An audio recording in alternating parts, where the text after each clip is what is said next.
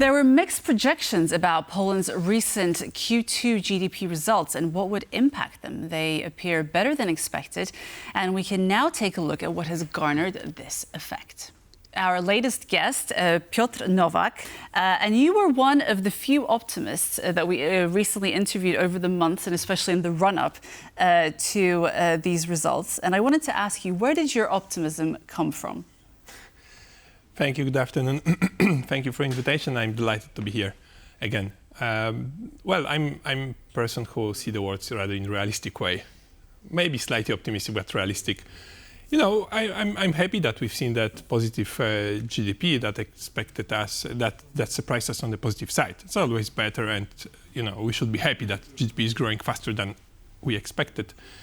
We still need to wait for the breakdown of this figure because it will be probably around by end of the August. We see the breakdown of that.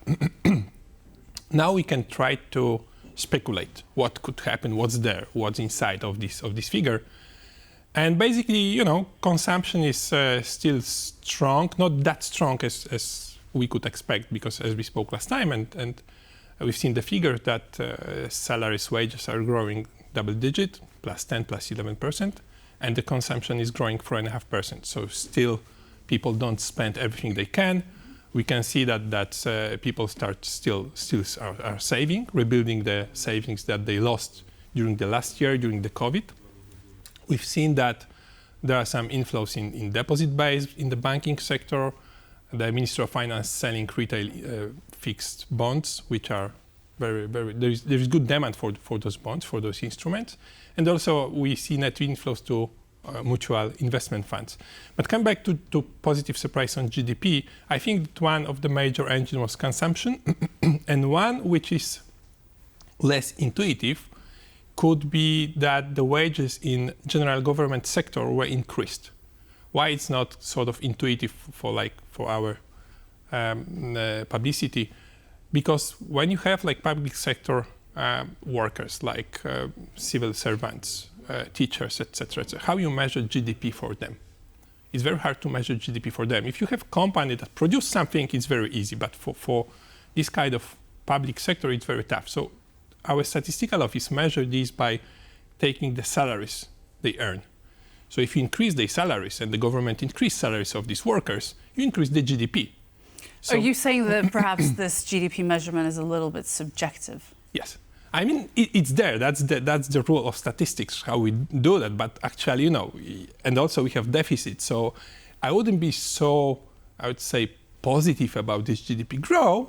I'm rather kind of realistic that that's good, but it's not like something that will be wow. This is miracle, right? There's something that just caught my attention. You said that later in the month we'll see the breakdown of this GDP result. Can you tell us a little bit more of what we might be able to expect in that breakdown? This is what I expect. Consumption around 4.5%, more or less. This figure should hold.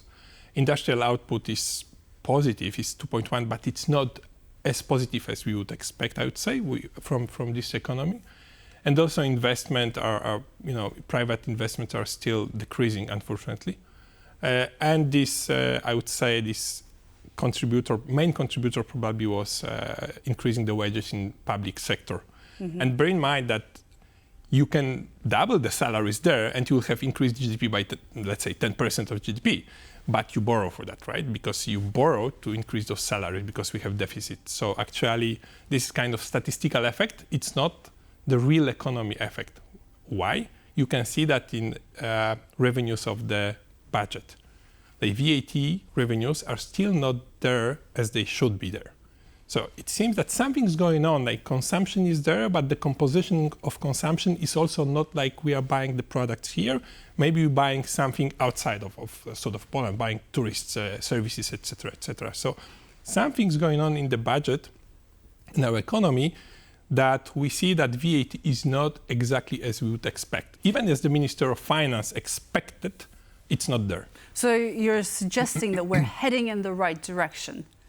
Overall, we're moving in the right direction? Overall, yes, but it could create some, I would say, tension in a budget. Because I'm going to go back to something that you said in our previous conversation, that Poland could easily achieve 4% growth this year. Would you still agree with that?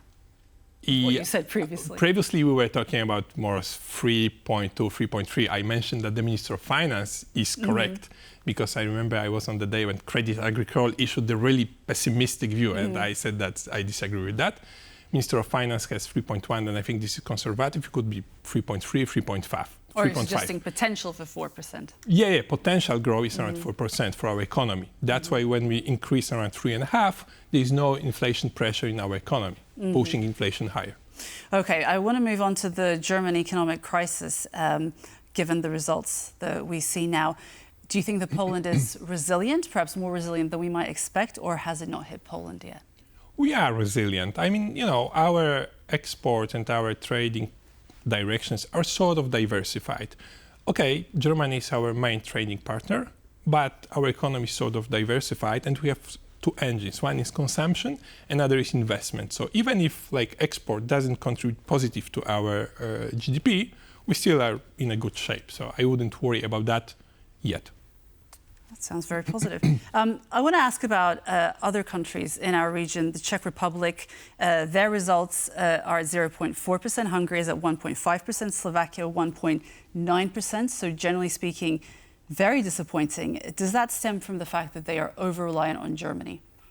Well, Slovakia and Czech Republic, yes. Hungary is a bit of mixed, because the Hungary is trying to do the smart way, trying to diversify direction of trading partner. Also, they have relation with China. They're still using the Russian oil, the Russian energy. They have competitiveness there because it's cheaper than for other countries that don't take the Russian oil and energy stuff. So actually, for Czech and Slovakia, the economy is really dependent on automotive industry, which struggle in Germany there. So we can see basically that they struggle there. But with Hungary, it's a bit different. But also Hungary has a pressure because they had very high interest rates. The interest rates were around 13% for the central bank. Now it's 6.75. The inflation is around 3.7. So the real rates are still 300 basis points. So it's quite a lot, quite expensive. And we see that economy is struggling because of that, high interest rates. But we will see what's happened. There's big tension between governor of central bank and Prime Minister Orban from the last year. Investors follow that. I think the term of the governor is ending with end of this year. There will be new governor. Market will follow closely. Who will be there? If there will be credibility, or there will be someone who is pure political driven. So we'll see what's happened there. I wanted to also ask about the first quarter of this year, because the results suggested that what drove the growth in the first quarter of this year in Poland were exports and investment. Yep. The second quarter suggests that it was consumption. What happened to the exports and investment that drove the growth in the first quarter? Because there are suggestions that investment isn't doing so well here in the country. Well, exports, basically, it has to be our trading partners need to have better growth to buy products from us. Also, if we reduce the imports, because this is export netto is contributor to GDP. So if we import less, it will be export netto. What about the investments? Investments, I think that private investment are waiting for that, because lots of big projects were slashed, like Solidarity Transportation Hub, the nuclear power plants are sort of postponed. People don't know what will happen. Companies doesn't know what will happen, right? And also the public investments are there, but not the level we're supposed to. So I think that next year, where this Resilience and Recovery Fund will kick in a little bit, those money will come here. I think we'll see public investments going up, and usually when public investments going up, private investments follow this. So next year should be okay. Next year, I think we should be above 4% of GDP, so should be better than this year. And as we wrap up, I wanted to ask you about the budget revision. Our finance minister, Domański, recently said that he might consider a decision in a couple of weeks. What do you think? Do you think that will be necessary? It could be, because we see that VAT revenues are not going as they should be.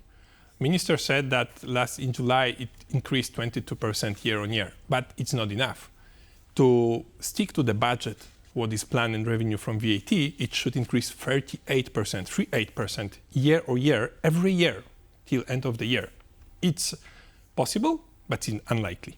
So, the minister has to do a revision of the budget in two conditions. One, if the total expenditure, he has to exceed that, and if deficit has to be higher than planned. So this is only two conditions when you have to go to the parliament with new budget. Will it happen? I think probably. It's very likely. Okay. Piotr Nowak, thank you very much for joining us once again. Thank you.